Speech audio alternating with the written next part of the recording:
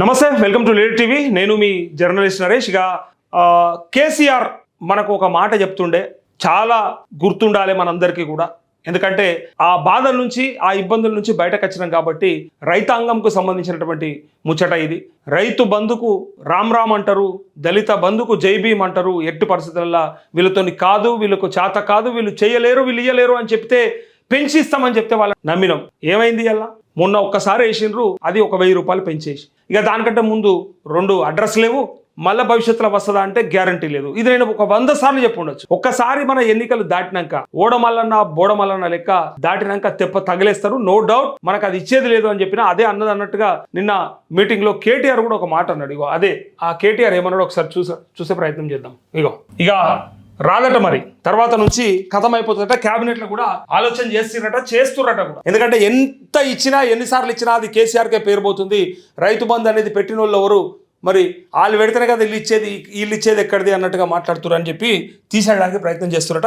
నేను మీకు ఇవాళ చెప్తున్నా, రాసి పెట్టుకోండి, యాది పెట్టుకోండి. నేను చెప్తున్నా, కేసీఆర్ గారు ఆనాడు ఇదే మాట నేను కూడా మసాలు చెప్పిన. ఇవాళ కేటీఆర్ చెప్తుండేమో కానీ నేను 100 సార్లు చెప్పిన. మీరు యాది పెట్టుకోండి, మీరు రాసి పెట్టుకోండి. మిగిలిపోయిన రుణమాఫీ చేయడానికి ధైర్యం లేదు వీళ్ళకి, అది కంప్లీట్ చెయ్యరు.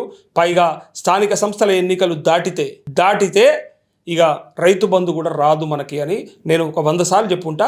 రాసి కూడా పెట్టుకోవచ్చు. మొన్ననే వేయడం చేత కాలేదు, 4 ఎకరాల దాకా వేసి మిగిలిన వాళ్ళని వదిలేసి మొన్న ఒక్కసారి వేయడానికి కారణం ఏంటో మనందరికీ తెలుసు. ఎన్నికలు ఉన్నాయి కాబట్టి ఇచ్చారు. అది కూడా మన మీదనే దోపిడీ, లిక్కర్ ద్వారా పెంచుకున్న ఆదాయంతోనే మనకి ఇస్తారు, అంతే. ఇచ్చిరు కూడా చూసినాం మనం. చెప్పింది, నేను మళ్ళీ ఇవాళ చెప్తున్నా. కేసీఆర్ ఎలక్షన్లో అప్పుడు చెప్పిండు, కాంగ్రెస్ గెలిస్తే రైతు బంధుకు రామ్ రామ్ అవుతుంది అని చెప్పిండు. నేను ఇవాళ చెప్తున్నా, ఈ ఒక్క ఎలక్షన్ల గండం దాటిందంటే రైతు బంధు ఖచ్చితంగా ఎత్తేస్తాడు, ఖచ్చితంగా మనకి ఇయ్యడు, యాది పెట్టుకోండి. కాంగ్రెస్ వాళ్ళు ఆల్రెడీ డిసైడ్ అయ్యిండ్రు, క్యాబినెట్లో చర్చ అయ్యింది.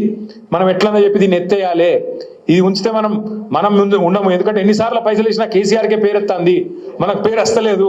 రైతు బంధు అనగానే కేసీఆర్ యాదికి వస్తుండు, మనం యాదికి వస్తలేము. కాబట్టి ఇది పెట్టి లాభం లేదు, తీసేయాలని వాళ్ళు ఆల్రెడీ డిసైడ్ అయ్యిండ్రు. చూసిరా, డిసైడ్ అయ్యిండ్రు. క్యాబినెట్లో డిసైడ్ అయిన విషయం కేటీఆర్కి తొందరగా తెలిసింది. వాళ్ళు ఆల్రెడీ అనుకున్నారట.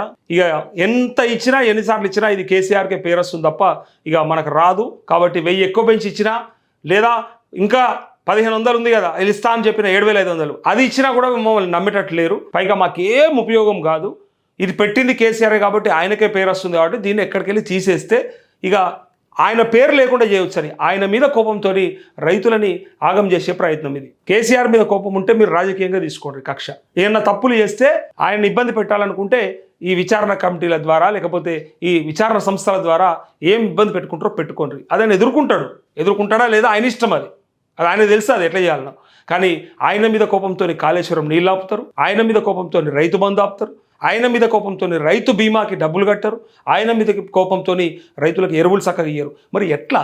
ఆనాడు కేసీఆర్ చెప్పిండు కూడా, మన ఐక్యత చెదిరిపోయినాడు, మనం నష్టపోతాం, మోసపోతే గోస పడతామని చెప్పిండు. అయితలేదా ఇయ్యాల? కనిపిస్తలేదా ఇయ్యాల? ఏ ఊరికైనా తెలుస్తలేదా? గ్రామాలలో అడిగితే చెప్తలేరా ఏం జరిగింది, ఏం జరుగుతూ ఉంది, భవిష్యత్తు ఎట్లా ఉన్నదని? ఖుద్దు కాంగ్రెస్ నాయకులే చెప్తా ఉన్నారు, మేము అనుకున్నంతగా పని చేయలేకపోతా ఉన్నాం, అనుకున్నంతగా ముందర పడతలేదు, ప్రజలలో మేము ఎంతో ఎక్స్పెక్ట్ చేసినాం, కేసీఆర్ దింపి మరి మేము వచ్చినామంటే మా ప్రభుత్వం బ్రహ్మాండంగా పనిచేస్తుంది, దాని తగ్గట్టుగా మేము ముందుకెళ్తామని అనుకున్నాం. కానీ ఇలా స్థానిక సంస్థల ఎన్నికలకు పోవాలంటే మాకే ధైర్యం అయితే లేదు, మేము ఎట్లా ఏం చెప్పి ఓట్లు అడగమంటారు అని చెప్పి మాకే భయం అవుతుంది అని అంటా ఉన్నారు. ఏమి ఇచ్చిండ్రని మీకు ఓట్లు వేయమంటావు? ఇందిరమ్మ ఇండ్లు ఎన్ని వచ్చినాయి, రేషన్ కార్డులు ఎన్ని ఇచ్చిండ్రు, దాని ద్వారా రుణమాఫీ ఎంత అయ్యింది, రైతు భరోసా ఎంత వేసిండ్రు, తులం బంగారం ఏది, స్కూటీ ఏది అని ఇట్లా ఒకటొకటి అడుగుతూ ఉంటే మేము ఏం చెప్పాలి, మాకేం తెలుస్తలేదని చెప్పి వాళ్ళే బాధపడుతూ ఉన్నారు.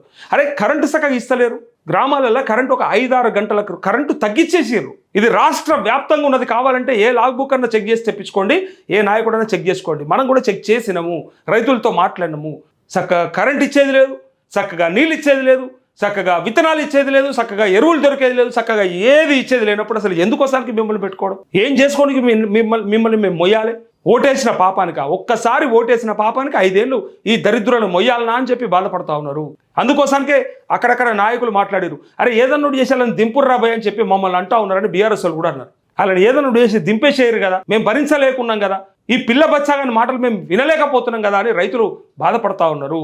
అవగాహన లేక, అవగాహన తెలియక సబ్జెక్టు లేక బనకచర్ల తెలియదు, గోదావరి బేసిన్ తెలియదు, కృష్ణ బేసిన్ తెలియదు, ఇటు పక్క కాళేశ్వరం సబ్జెక్టు తెలియదు, మనకి ఎన్ని టీఎంసీల నీటి లభ్యత తెలియదు, తమ్మిడి హట్టి అంటారు, వాళ్ళే ప్రాణహిత చేవెళ్ళ అంటారు, వాళ్ళే కాళేశ్వరం పనికిరాదన్నాడు, మళ్ళీ గంధం వల్ల పోయి కొబ్బరికాయ కొట్టేస్తాడు. ఏంది ఈ తెలివి? వాళ్ళు తప్పు అవుతుంది ఎట్లా, మీది రైట్ అవుతుంది ఎట్లా? మరి మిమ్మల్ని అడిగేటోడు లేకనా?